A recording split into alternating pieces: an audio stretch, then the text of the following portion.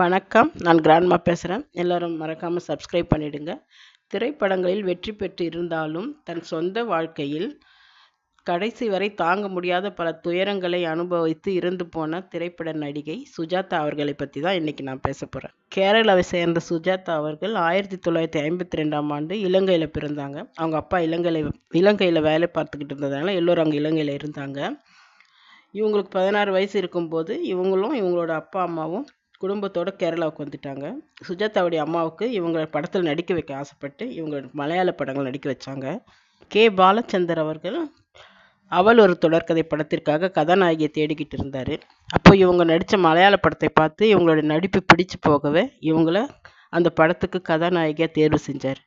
1972ஆம் ஆண்டு வெளிவந்த இந்த திரைப்படம் மிகப்பெரிய வெற்றி படம். அந்த படத்தில் சுஜாதா அவர்கள் கவிதா என்ற கேரக்டரில் ரொம்ப நல்லா நடிச்சிருப்பாங்க. இந்த